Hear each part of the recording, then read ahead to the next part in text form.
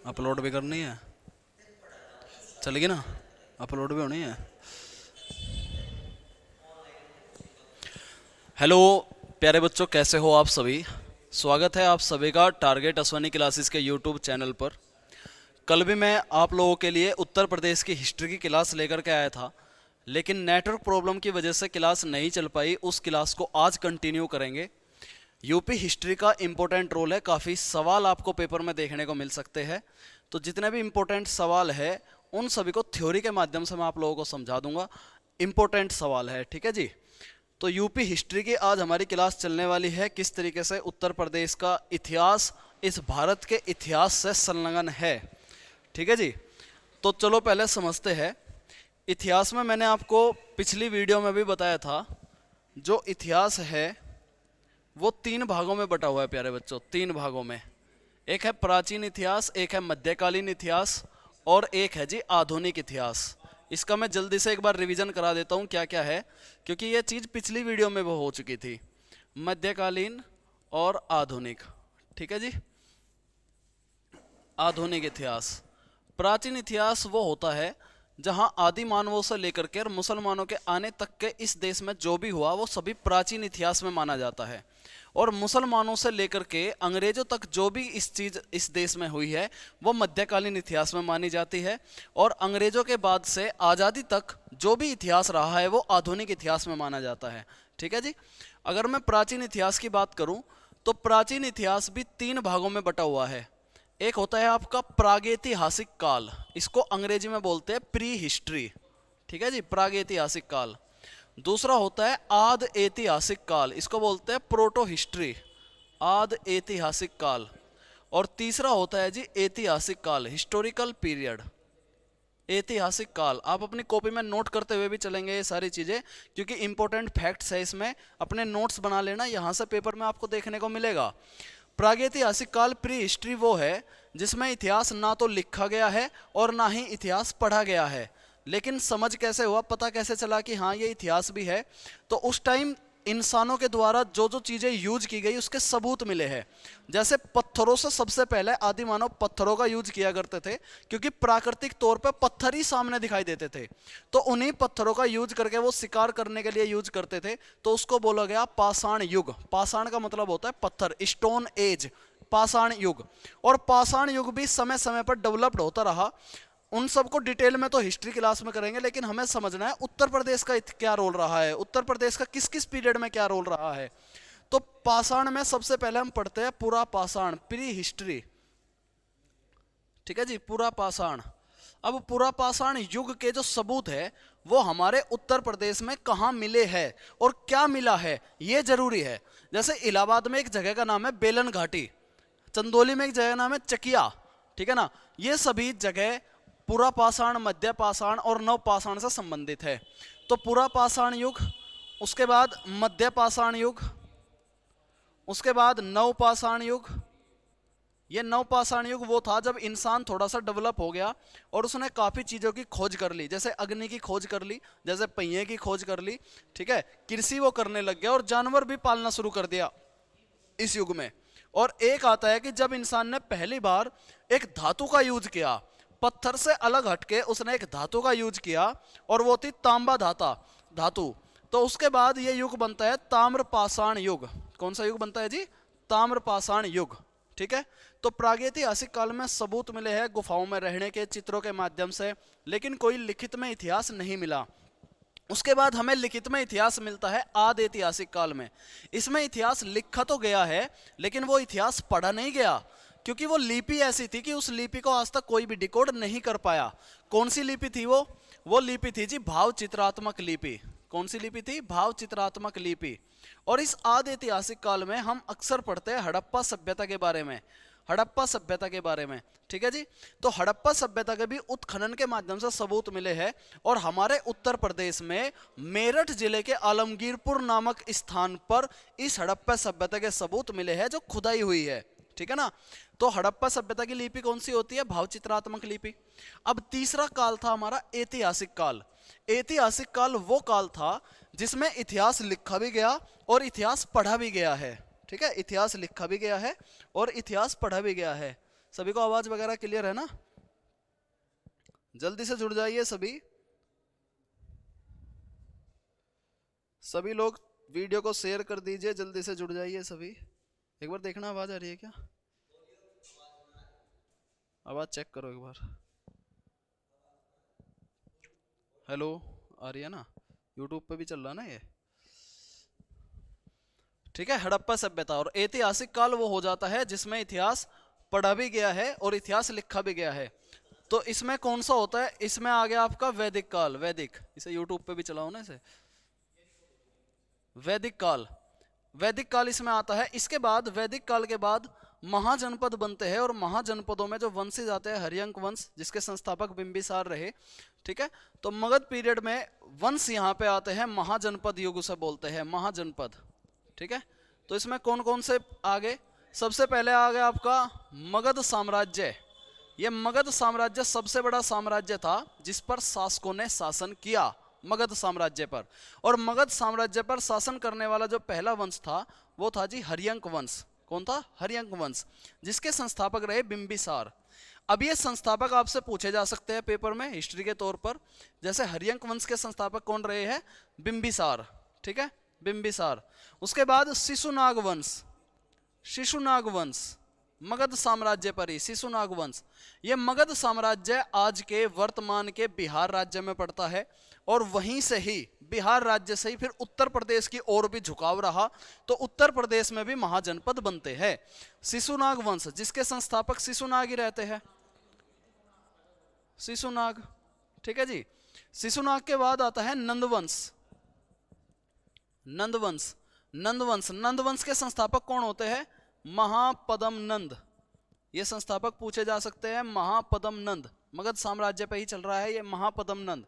फिर नंदवंश के अंतिम शासक रहे घनानंद, जिनकी हत्या करी चंद्रगुप्त मौर्य ने, और एक नए वंश की स्थापना होती है मौर्य वंश, मौर्य वंश। और चंद्रगुप्त मौर्य को ही अखंड भारत का जनक माना जाता है क्योंकि उन्होंने अफगानिस्तान तक का शासन किया। मौर्य वंश, संस्थापक कौन रहे? चंद्रगुप्त मौर्य, चंद्रगुप्त मौर्य। और इनके गुरु रहे चाणक्य, ठीक है जी, चाणक्य। उसके बाद आप देखोगे, अगले पेज पे चलते हैं, मौर्य वंश। मौर्य वंश के बाद आ गया आपका सुंग वंश या कणव वंश, कणव वंश, ठीक है। फिर आपका जो है वंश चलता है आपका हाँ, ये हो गया प्राचीन इतिहास। फिर बात करते हैं आपके मध्यकालीन इतिहास की। मध्यकालीन इतिहास, तो मध्यकालीन इतिहास में यहाँ भारत में आते हैं मोहम्मद गोरी, महमूद गजनवी, और यहाँ वे सिर्फ लूटने के लिए आते हैं। लेकिन उसके बाद जब उन्होंने आखिरी बार हिंदू राजा जयचंद को हरा दिया जो गढ़वाल वंश के थे, तो वे अपने वंश की स्थापना करते हैं और यहाँ शुरुआत होती है गुलाम वंश की, गुलाम वंश की, ठीक है जी, गुलाम वंश, ठीक है। फिर इसके बाद जो है तुगलक वंश, फिर खिलजी वंश, ठीक है, इस तरीके से वंश आते हैं। और सबसे लास्ट में आता है आपका लोधी वंश। और इस लोधी वंश के अंतिम शासक जो थे इब्राहिम लोधी, इसको हरा करके बाबर इसको हरा करके पानीपत का पहला युद्ध होता है 1526 का, और अपने मुगल वंश की स्थापना वो करते हैं इस भारत देश में, ठीक है जी, मुगल वंश की। और फिर मुगल वंशों को हराते हैं अंग्रेज, और अंतिम शासक मुगलों का रहा 1857 में, और अंग्रेजों ने फिर यहाँ आकर के अपना शासन शुरू कर लिया, ठीक है। फिर आधुनिक इतिहास, उसमें हम लोग पढ़ते हैं राष्ट्रीय आंदोलन। तो ये चीज थी इतिहास में। अब हम उत्तर प्रदेश के इतिहास की बात करते हैं। सबसे पहले हमारा टॉपिक रहेगा उत्तर प्रदेश की धरोहर, उत्तर प्रदेश की धरोहर, ठीक है जी। अब पहले बात करते हैं कि धरोहर क्या होती है, यानी कि जो सांस्कृतिक तौर पे उत्तर प्रदेश को मिली है, यानी जो शासक लोग रहे उन्होंने उत्तर प्रदेश से रिलेटेड क्या क्या धरोहर इस राज्य में बनाई। इनकी सूची जो बनाता है वो सूची बनाता है यूनेस्को। कौन बनाता है जी? यूनेस्को। एक संगठन है, अंतरराष्ट्रीय संगठन है, यूएनओ का ही पार्ट है ये, यूनेस्को ये सूची बनाता है। और ये 3 प्रकार की सूचियां निकालता है। एक होती है सांस्कृतिक सूची, सांस्कृतिक विरासत सूची, सांस्कृतिक विरासत सूची। एक होती है जी प्राकृतिक विरासत सूची, जो प्राकृतिक तौर पे बनी होती है, प्राकृतिक विरासत सूची जैसे झील वगैरह है, इनको कुछ झीलों को इसने नाम दिया है, ठीक है। और तीसरा है जी मिश्रित सूची, जिसमें संस्कृति और प्रकृति दोनों का मिश्रण मिलता है, मिश्रित विरासत सूची। ये 3 सूची यूनेस्को निकालता है। और इसमें जो सांस्कृतिक विरासत सूची है, सांस्कृतिक विरासत सूची में भारत के टोटल 42 स्थल शामिल है, 42 प्लेसेस। कितने भारत के? सांस्कृतिक विरासत सूची में और प्राकृतिक विरासत सूची में भारत के 42, लेकिन उत्तर प्रदेश के कितने हैं? उत्तर प्रदेश के 6 स्थल है जी, यूपी के 6 स्थल इसमें शामिल है। तो सबसे पहले हम इन 6 स्थलों को जानेंगे, यहीं से फिर आपका हिस्ट्री शुरुआत हो जाएगी, ठीक। लेकिन उससे पहले हम यूनेस्को के बारे में जान लेते हैं एक बार। यूनेस्को एक अंतर्राष्ट्रीय संगठन है जो यूएनओ का ही है। इसकी फुल फॉर्म होती है United Nations education scientific cultural organisation. स्थापना कब होती है इसकी? 1945 में। और इसका जो हेडक्वार्टर है वो कहाँ है? वो पेरिस में है, ठीक है जी, पेरिस में है। क्लियर हो गई बात? तो वे कौन कौन से 6 स्थल है जो हमारे उत्तर प्रदेश से संबंधित है? तो पहले इन 6 स्थलों को देख लो, उत्तर प्रदेश के 6 स्थल। सबसे पहले बात आती है ताजमहल की। ताजमहल है कहाँ? आगरा में, आगरा में, ठीक है। इसको यूनेस्को की सूची में 1983 में शामिल किया गया। कब किया गया? 1983 में, 1983 में, ठीक है जी। दूसरा होता है आगरा का किला। आगरा का किला ये भी कहाँ है? ये भी आगरा में ही है, आगरा में। उस टाइम आगरा की तरफ बड़ा झुकाव था इनका, और इसको भी 1983 में यूनेस्को सूची में शामिल किया गया। तीसरा स्थल है सारनाथ। और सारनाथ से आप जानते हो अशोक के स्तंभ वगैरह मिले हैं, जहां से हमने राष्ट्रीय प्रतीक भी एडॉप्ट किए, ठीक, राष्ट्रीय चिन्ह एडॉप्ट किए। तो ये भी यूनेस्को की विरासत स्थल में शामिल है। इसके अलावा सारनाथ के बाद आता है आपका बड़ा इमामबाड़ा, लखनऊ का बड़ा इमामबाड़ा, ये लखनऊ में है। इसको भी यूनेस्को की सूची में शामिल किया हुआ है, बड़ा इमामबाड़ा, ठीक है, बड़ा इमामबाड़ा। इसके अलावा वाराणसी के घाट, चूंकि वाराणसी एक पवित्र नदी मानी जाती है हिंदू संस्कृति के हिसाब से, और वाराणसी यानी कि जो गंगा है, गंगा वो वाराणसी से होते हुए जाते हैं, और ज़्यादातर आपको हिंदू संस्कृति के साधु संत जो होते हैं वो वाराणसी पे देखने को मिलते हैं। और इन घाटों का बहुत ही इंपॉर्टेंट रोल है। तुलसीदास ने जो रामचरितमानस लिखा था वो भी घाट पर ही लिखा था, वाराणसी के घाट पर, 80 घाट पर। तो इसको भी यूनेस्को की सूची में शामिल किया गया। ये मूल रूप से 84 घाट थे, लेकिन वर्तमान में क्या है? वर्तमान में 100 के करीब हो चुके हैं, 100 घाट, ठीक है। कुछ घाटों को अलग अलग करके डिस्ट्रीब्यूट कर दिया। और छठा आता है वाराणसी का साड़ी क्लस्टर। वाराणसी का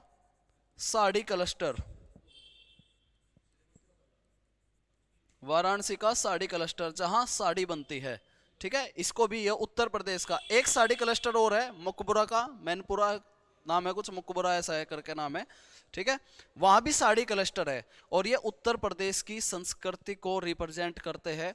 यहाँ जो साड़ी बनती थी उस पर जो कलाकृतियाँ है, जो डिजाइन बने हुए हैं, वो दिखाते हैं कि उत्तर प्रदेश के लोग किस तरीके से डिजाइन बनाते थे। और वो निर्यात भी होती थी बाहर के देशों में, ठीक है ना, बाहर के देशों में।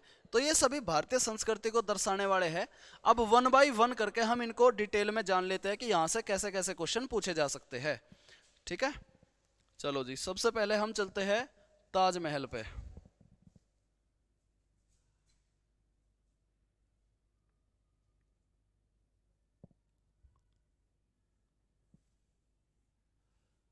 देखो ये रहा ताजमहल, सभी ने देखा ये, ठीक है। कहाँ पड़ता है? आगरा में। तो ताजमहल के बारे में अगर मैं आप लोगों को बताऊं किस प्रकार के क्वेश्चन यहां से आ सकते हैं। ताजमहल के चारों तरफ है ये 4 मीनार, 1 2 3 4, ठीक है, ये 4 मीनार है। इसकी जो स्थापना है, किसने बनवाया था? ये बनवाया किसने था? किसके काल में बना था? शाहजहां के काल में। और ये कहा जाता है कि शाहजहां ने अपनी तीसरी जो पत्नी थी जिनका नाम था मुमताज, उनकी याद में बनवाया। किसकी याद में बनवाया? अपनी पत्नी मुमताज की याद में। ठीक है, कहानी बताने का बिल्कुल भी टाइम नहीं है, इसलिए जो जो फैक्ट्स है वो बता रहा हूं, उनको याद कर लेना। ठीक, शाहजहां ने बनवाया।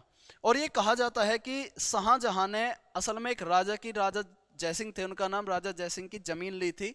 ठीक है, और उनकी जमीन पे बाग लगे हुए थे, बाग। और मुमताज को सपना दिखाई देता है कि एक बाग है सुंदर सा, और वहां पे एक सुंदर सा महल खड़ा हुआ है। तो उनकी याद में, उनके सपने को साकार करने के लिए शाहजहां ने राजा जयसिंह की जमीन पर यह ताजमहल बनवाया था।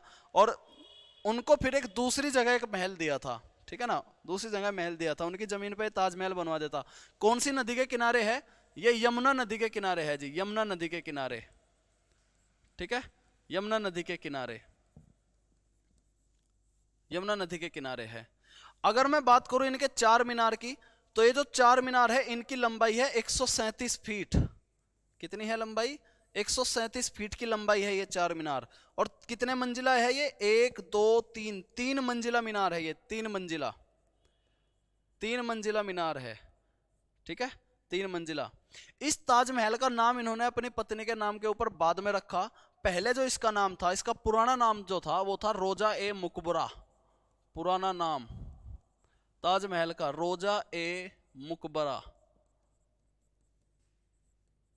ये ताजमहल का पुराना नाम था। ठीक है, और इसी ताजमहल में जो अकबर द्वारा शैली चलाई गई थी, 4 बाग की शैली, वो 4 बाग की शैली भी ताजमहल में देखने को मिलती है। ताजमहल पे आप जाओगे तो उसके बाहर 4 बाग देखने को मिलते हैं। तो 4 बाग शैली कहाँ है? इसी ताजमहल पे है। ठीक है, अच्छा, इस इमारत को बनाने में संगमरमर का पत्थर का यूज हुआ है। आप देखोगे सफेद सफेद संगमरमर का पत्थर है।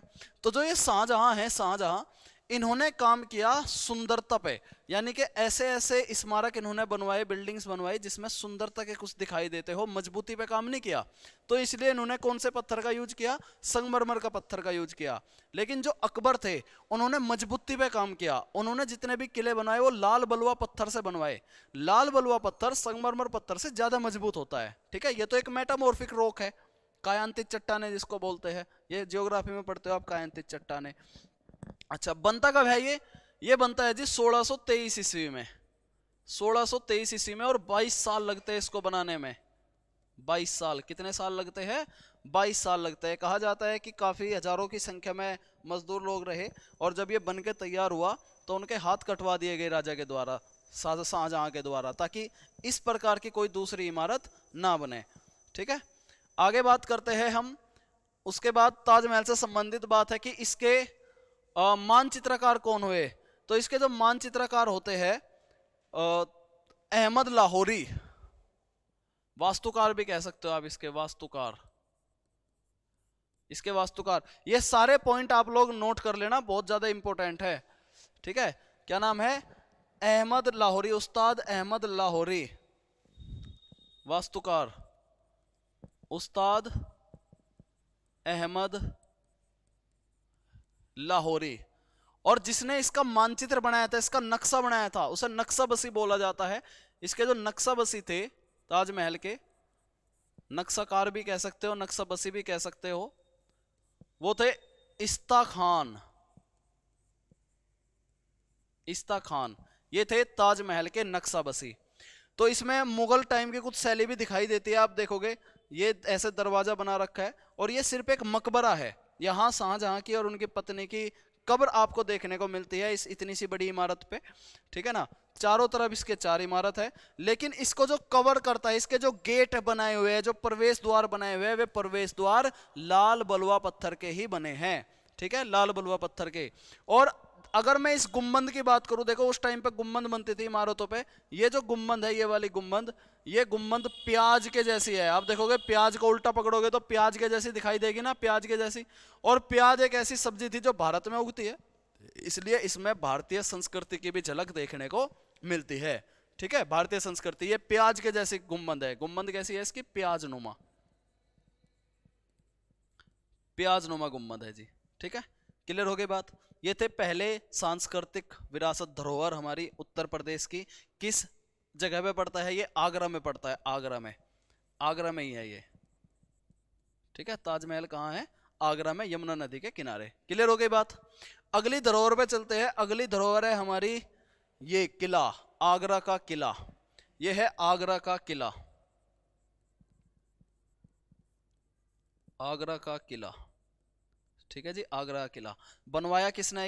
ये बनवाया अकबर ने, अकबर ने बनवाया। और इस आगरा के किले में अकबरी शैली से बने हुए जितने भी स्थापत्य धरोहर है, जितनी भी बिल्डिंग्स है, उन सभी में अकबरी शैली में सबसे पहले अकबरी शैली इस आगरा के किले में दिखाई देती है। किसने बनवाया? अकबर ने बनवाया। ठीक है, अकबर ने। और 1983 में इसको यूनेस्को की सूची में शामिल किया गया, 1983 में यूनेस्को की सूची में। ये जो है आगरा किले से थोड़ी दूरी है, आगरा सॉरी ताजमहल, ताजमहल से थोड़ी दूरी है और ताजमहल यहाँ से दिखाई देता है। इसमें आगरा के किले में कुछ महल भी है। आगरा का किला कहा जाता है अकबर ने बनवाया, लेकिन इसकी जो नींव थी वो पहले ही शासकों ने रख दी थी। काफी शासकों ने इस किले पे शासन भी किया।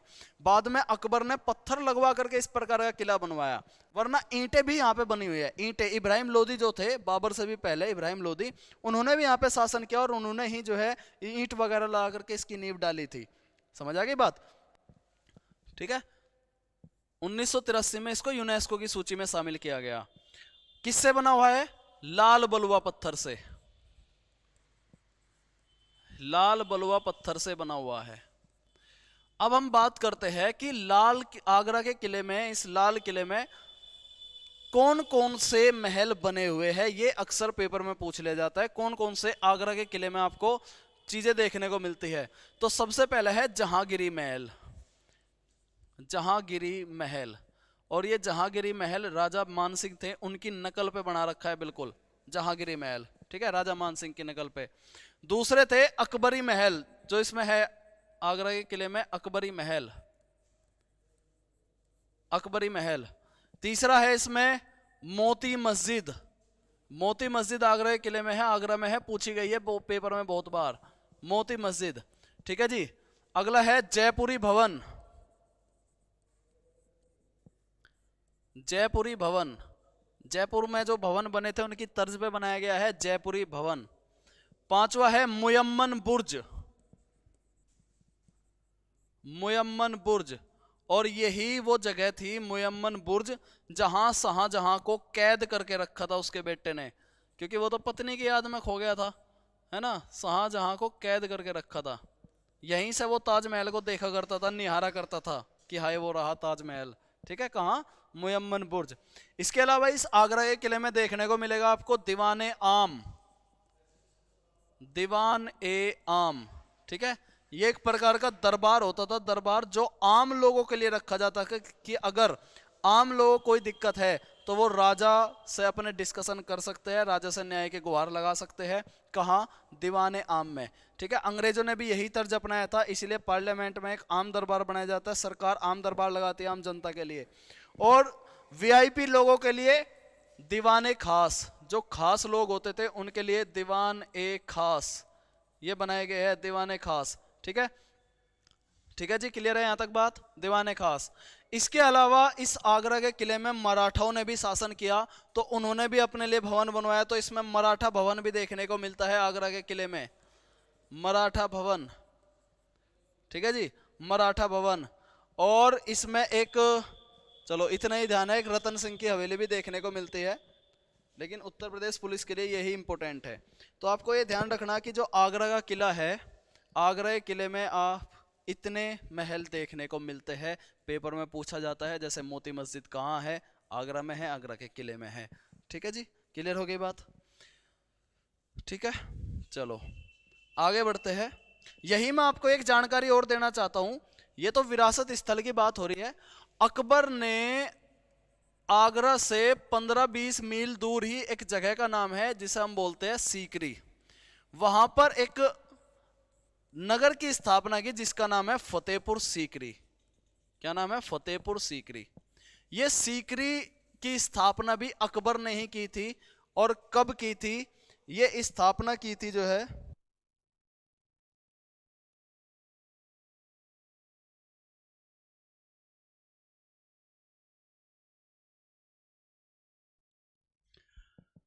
फतेहपुर सीकरी की स्थापना की थी अकबर ने असल में इसका नाम पहले था सैक, और सैक का मतलब होता है पानी से घिरा हुआ क्षेत्र, पानी से घिरा हुआ क्षेत्र, इसको सैक बोलते हैं, सैक, पानी से घिरा हुआ क्षेत्र।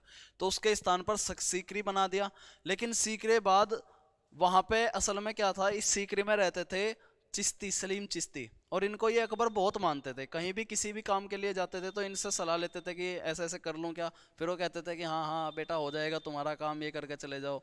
तो अकबर को संतान नहीं हो रही थी, संतान होने का आशीर्वाद भी इन्होंने दिया, सलीम चिश्ती नहीं।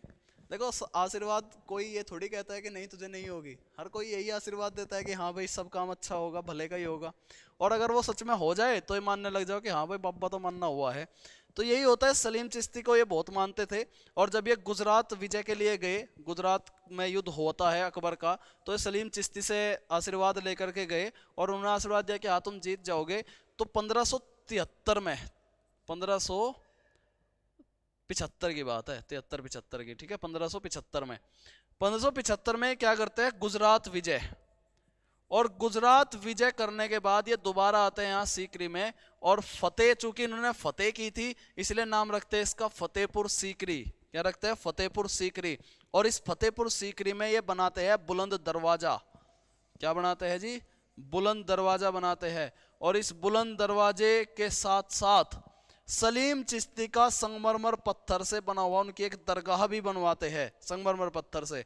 कब बनता है ये, गुजरात विजय करने के बाद बनता है बुलंद दरवाजा। दिखाऊं आपको बुलंद दरवाजा कहाँ है। बुलंद दरवाजा बहुत सारी इमारतें लेकर के आया हूं मैं आप लोगों के लिए।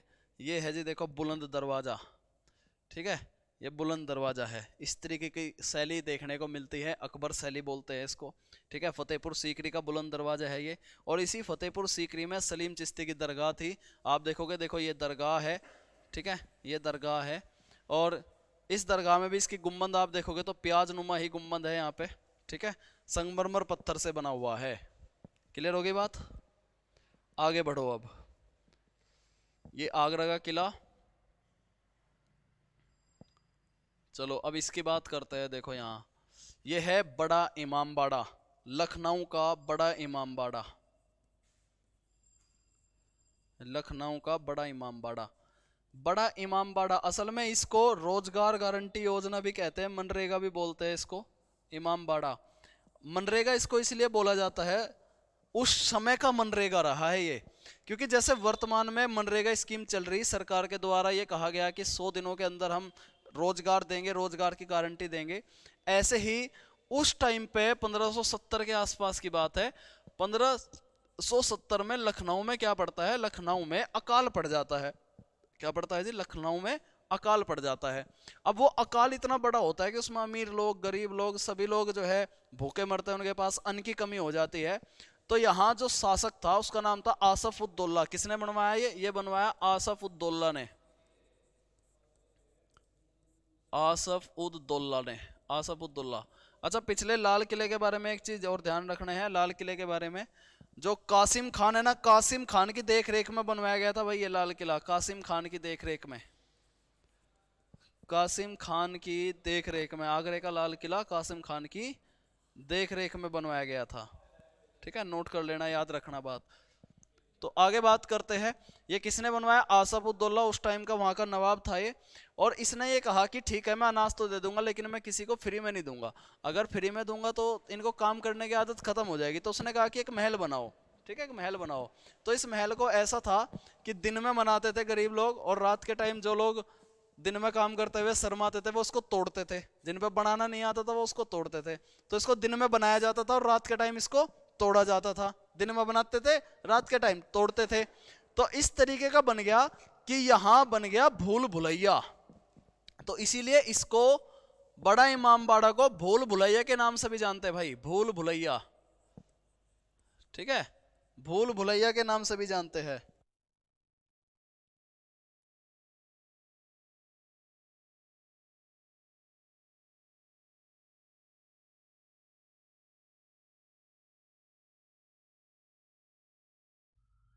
भूल भुलैया के नाम से भी इसको जानते हैं, भूल भुलैया इसलिए है क्योंकि इसमें इतने सारे गेट बन गए। अगर आप एक गेट से जाओगे, कहा यह जाता है कि वहां पे 4 गेट है जिसमें 3 से रास्ते बंद होते हैं, सिर्फ एक गेट से निकला जाता है और इसी उसमें भूल जाते हैं और सारे के सारे गेट एक जैसे ही दिखाई देते हैं, इसलिए ये भूल भुलैया हो जाता है। ठीक है, वहां पर आप निकल नहीं पाओगे। तो मनरेगा के समान था ये, सुबह दिन में बनाते थे, रात के टाइम इसको तोड़ते थे। एक भूल भुलैया क्रिएट हो गया वहां पे 1570 में। ठीक है, आसुपुद्दौला के द्वारा ये बनाया गया। क्लियर है जी बात? अच्छा, यहां क्या मिलता है? एक रूमी दरवाजा मिलता है। रूमी, रूमी दरवाजा। तो ये भी पूछ ले जाता है रूमी दरवाजा कहाँ है। रूमी दरवाजा लखनऊ में है। लखनऊ एक ऐसा शहर जिसमें कहा जाता है कि लोग चिकन यहाँ खाते भी है और चिकन यहाँ पहनते भी है। ठीक है, लखनऊ तहजीब, गंगा यमुना तहजीब का शहर भी है ये लखनऊ। ठीक है, तो रूमी दरवाजा मिलता है यहाँ पे। दिखाओ रूमी दरवाजा कहाँ है, कैसा दिखाई देता है रूमी दरवाजा। देखो ये रहा, ये है रूमी दरवाजा। इस तरीके का दरवाजा बनाया गया। ठीक है, ये देखो काम चल रहा है यहाँ पे, ये लगा खंबे वंबे से लगा रखे हैं, ये काम चल रहा है उस टाइम पे। चलो आगे बढ़ो। अब अगला, अगली हमारी विश्व धरोहर है वाराणसी के घाट। ये देखो ये है वाराणसी, इसके घाट आपको दिखाई दे रहे होंगे, ये गंगा नदी बह रही है। तो शुरुआती तौर पे जो वाराणसी के घाट थे वो थे जी 84। कितने थे? 84 मूल रूप से शुरुआत में। लेकिन अभी वर्तमान में कितने हैं? वर्तमान में 100 के करीब घाट है, 100 के करीब। ठीक है, 100 के करीब घाट है। और ये चूंकि एक पवित्र नगरी है, यहाँ हिंदू संस्कृति देखने को बहुत ज्यादा मिलती है वाराणसी में। यहाँ जो घाट है, इसमें कुछ घाट के नाम लिख लो जहां से क्वेश्चन बनते हैं। सबसे पहला हो गया अस्सी घाट, इसको सबसे पुराना घाट माना जाता है, अस्सी घाट। अस्सी घाट, ठीक है। अस्सी घाट पे ये कहा गया कि अस्सी घाट पे जो तुलसीदास जी थे, तुलसीदास ने श्री रामचरितमानस की रचना की। तुलसीदास ने अस्सी घाट पे बैठ गई। ठीक है, तुलसीदास ने श्री रामचरितमानस की, श्री रामचरितमानस। तुलसीदास जी के बारे में ये कहा जाता है कि वो एक बार अपनी पत्नी से मिलने के लिए गए, इनकी पत्नी मायके में चली गई और ये इतने एक प्रकार से पत्नी प्रेमी थे कि उनका वियोग ये सहन नहीं कर पाए और उनके पीछे पीछे चले गए। और जब ये घर में गए तो सांप लटक रहा था, उसको रस्सी समझ गए, ऊपर चढ़ गए। फिर इनकी पत्नी ने कहा कि जितना प्रेम तुम मुझसे कर रहे हो, इतना प्रेम अगर भगवान राम से करते तो शायद तुम्हारा उद्धार हो जाता। तो ये बात उनके जो है दिल में लग गई और फिर ये निकल लिए राम को खोजने के लिए। और राम की इन्होंने इतनी भक्ति की कि इन्होंने श्री रामचरितमानस लिखा और फिर ये उसके बाद तुलसीदास कहलाए। ठीक है, हर कोई इनको जान गया, तुलसीदास। दूसरा घाट है यहाँ पे मणिकर्णिका घाट। मणिकर्णिका घाट, मणिकर्णिका घाट जाना जाता है अंतिम संस्कार के लिए। कहा जाता है कि जिसका यहाँ अंतिम संस्कार होता है, अंतिम संस्कार के लिए उसको मुक्ति जरूर मिलती है। अंतिम संस्कार होता है यहाँ पे मणिकर्णिका घाट। ठीक है, लेकिन जो कबीरदास जी हुए, कबीरदास जी ने ये कहा कि ऐसा कुछ भी नहीं है, सभी धर्म एक समान ही है। इसलिए कबीरदास ने कहा था कि जो पावापुरी था, कुशीनगर पावापुरी है ना, वहां पे कहा जाता था कि अगर वहां पे जाके मरोगे तो आदमी नरक में जाता है। तो कबीरदास जी वहीं गए थे कि मेरी मृत्यु यहीं होगी। ठीक है, यहीं होगी। और कबीरदास जी ऐसी संस्कृति को फॉलो करते थे। उन्होंने कहा कि हिंदू संस्कृति, मुस्लिम संस्कृति, सभी लोग एक ही है, धर्म एक ही होता है, इंसानियत धर्म। तो जब इनकी मृत्यु हुई थी तो कुछ लोगों ने उनकी कुछ अस्थियों को जो है जलाया भी था, तुलसी इनकी कबीरदास जी की, और कुछ अंग इनके जो है दफनाए भी गए थे। दोनों चीजें हुई थी कबीरदास जी के बारे में ये कहा जाता है। तो कबीरदास जी ने शिक्षा दीक्षा कहाँ ग्रहण की? कबीरदास जी ने शिक्षा दीक्षा ग्रहण की थी जी पंचगंगा घाट में। इसमें अगला है पंचगंगा घाट। पंचगंगा घाट, यहां कबीरदास जी की शिक्षा दीक्षा होती है। कबीरदास की शिक्षा दीक्षा। तो कबीरदास जी के गुरु कौन हुए? शिक्षा दीक्षा कबीरदास जी के गुरु थे गुरु रामानंद। कबीरदास जी के जो गुरु थे, गुरु रामानंद ही थे। हाँ, गुरु रामानंद, रामानंद गुरु कबीरदास जी के थे। ठीक है, कबीरदास जी के थे। एक घाट और होता है दशवमेध घाट। दशवमेध घाट, ये 10 असु के आधार पर, मेघ के आधार पर पड़ा है इसका नाम। ठीक है, 10 यहाँ पे जो है मुक्ति दी थी इस घाट पे 10 घोड़ों को भगवान शिव के द्वारा, इसलिए उनके नाम पे ये नाम पड़ता है दशाश्वमेध घाट। और दशाश्वमेध घाट जो है जाना जाता है भव्य गंगा आरती के लिए, भव्य गंगा आरती के लिए। ठीक है, तो वाराणसी के कुछ घाट है जो आपको याद रखने हैं। वर्तमान में अभी 100 है, जिसमें से इंपॉर्टेंट से ये है। ठीक है जी, वाराणसी के घाट। आगे चलते हैं, अगला आएगा हमारा जो है, ये देखो सारनाथ, ये है सारनाथ। यहां सारनाथ पे गौतम बुद्ध से जब अशोक ने कलिंग युद्ध के बाद जब उनका हृदय परिवर्तन हो गया तो उन्होंने बौद्ध धर्म अपनाया। और बौद्ध धर्म से वो इतने ज्यादा प्रभावित हुए कि उन्होंने बौद्ध धर्म के प्रचार प्रसार के लिए जगह जगह अभिलेख शिलालेख लिखवाए और अपने संतानों को, अपने पुत्र पुत्रियों को उन्होंने देश के अलग अलग हिस्सों में भेजा कि बौद्ध धर्म का प्रचार प्रसार करो। और उन्होंने शिलालेखों में, यहां जब खुदाई होती है, जो स्तूप है ये एक प्रकार का स्तूप है, एक प्रकार का मंदिर है ये, और स्तूप बौद्ध धर्म से संबंधित है। ठीक है जी, ये सारनाथ का स्तूप है, सारनाथ का। तो सारनाथ में ये देखो खुदाई हुई, खुदाई होने के बाद ये इतनी चीजें मिली। तो यहाँ पे एक चीज और मिलती है जो कि था स्तंभ लेख, जिसके ऊपर 4 शेर बैठे थे। अशोक स्तंभ लेख उसको बोला जाता है। ये शेर बैठे ऐसे चारों तरफ का मुंह करके, और यहाँ इसके बीच में चक्र था, एक चक्र। इनको राष्ट्रीय प्रतीक के तौर पे अपनाया गया है। इस चक्र के इधर देखोगे आप, एक होता है घोड़ा, बैल, इधर है एक बैल जो कृषि का प्रतीक है, कृषि और समृद्धि का प्रतीक है, कृषि और समृद्धि का। और इधर है एक घोड़ा, ये घोड़ा दौड़ रहा है ऐसे, ये प्रगति का प्रतीक है, प्रगति का। और जो ये 4 शेर है इसको अशोक स्तंभ बोला गया है। इस चक्र को हमने झंडे में यूज किया, अशोक चक्र इसको बोलते हैं, जिसमें 24 तीलियां है। ठीक है जी, 24 तीलियां।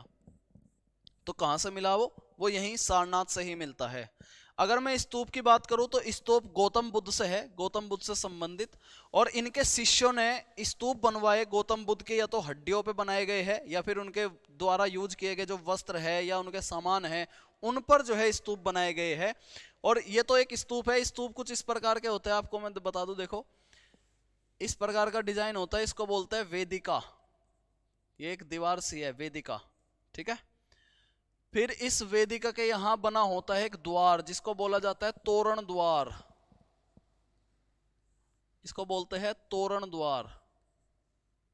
यह है तोरण द्वार। ठीक है जी, तोरण द्वार। फिर एक और होता है, एक प्रकार की वेदिका ही और होती है, और इसके बीच में जो रास्ता है इसको बोलते हैं प्रदक्षिणा पथ, प्रदक्षिणा पथ। ठीक है जी, प्रदक्षिणा पथ। फिर यहां पे ऐसे स्तूप सा बना होता है, इसको बोला जाता है अंड। ठीक है, फिर यहां आगे देखोगे इसके ऊपर जो है ऐसे जाली सी लगी होती है, इसको बोलते हैं हर्णिका, इसको बोलते हैं हर्णिका। ठीक है, फिर एक डंडा सा खड़ा होगा, उसको बोलते हैं छेदी, छेदी। तो ये सारे स्तूप जो है किससे रिलेटेड है? गौतम बुद्ध से रिलेटेड है, गौतम बुद्ध से। ठीक है जी, क्लियर है बात। तो ये सारनाथ है, सारनाथ से हमें क्या मिला खुदाई में? अशोक स्तंभ, जो उसको हमने राष्ट्रीय प्रतीक के तौर पे अपनाया हुआ है। अगला धरोहर देखो, जो हमारा अगला धरोहर है वो है वाराणसी के साड़ी क्लस्टर। वहां पे देखो इस तरीके की साड़ी बनाई जाती है, इस तरीके के डिजाइन बनाए जाते हैं। ठीक है, तो ये हो गए हमारे उत्तर प्रदेश के 6 सांस्कृतिक स्थल जिनको विरासत सूची में शामिल किया गया है। ये फतेहपुर सीकरी का एक डिजाइन है, फतेहपुर सीकरी में जो बुलंद दरवाजा बना है वहां पे एक डिजाइन है ये। ठीक है जी, अब बात करते हैं इसके अलावा ऐसे स्थल जो उत्तर प्रदेश की धरोहर सूची में तो शामिल नहीं है लेकिन उत्तर प्रदेश की पहचान उनसे होती है। ये देखो, ये है मेरठ का आलमगीरपुर, जो हड़प्पा सभ्यता से संबंधित है। ठीक है जी, ये मेरठ का आलमगीरपुर है, ये हड़प्पा स्थल है जो हमारे उत्तर प्रदेश में मिला है खुदाई के दौरान। ठीक है, फिर बात करते हैं मथुरा। मथुरा का बहुत इंपॉर्टेंट रोल रहा हमारे उत्तर प्रदेश में, क्योंकि गुप्तों ने जब यहां मंदिर बनवाए तो गुप्तों का कला का केंद्र भी मथुरा होता है। गुप्तों का कला का केंद्र कौन सा? मथुरा। ठीक है जी, मथुरा कला का केंद्र। और ये कहा जाता है कि वैदिक धर्म पे द्वापर युग में भगवान श्री कृष्ण जी जो विष्णु के अवतार माने गए हैं, उनका जन्म भी मथुरा में ही माना गया है। तो एक मंदिर है ये भगवान श्री कृष्ण से संबंधित। और ऐसे ही उत्तर प्रदेश में एक जगह है जहां त्रेता युग में भगवान श्री राम का जन्म माना गया है, ये है अयोध्या।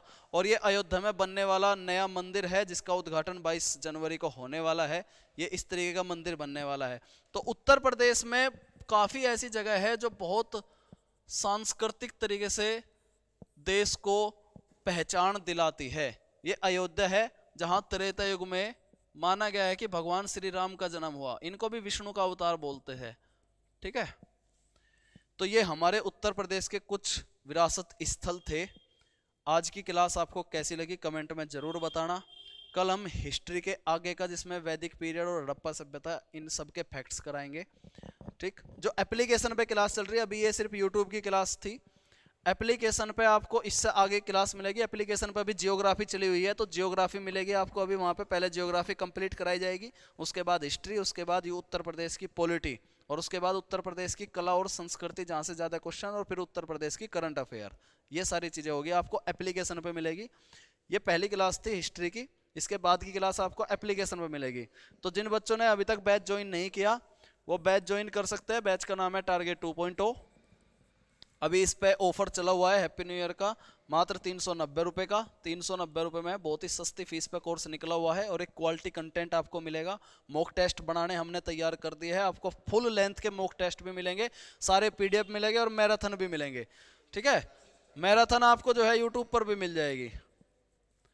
तो अपनी तैयारी को जबरदस्त तरीके से रखो, आपको प्यारे बच्चों सब कुछ मिलेगा। इस यूट्यूब चैनल से जुड़े रहो, इस प्लेटफॉर्म से जुड़े रहो। आप लोगों के प्यार और सहयोग की हमें आवश्यकता है। एप्लीकेशन सभी डाउनलोड कर लो और देखो उसमें आपके लिए क्या क्या चीज़ है। क्लास में आज इतना ही, बाकी करेंगे कल। अब आपका मैथ्स का टाइम हो चुका है, अश्विन सर आपको मैथ्स कराएंगे। ठीक है जी।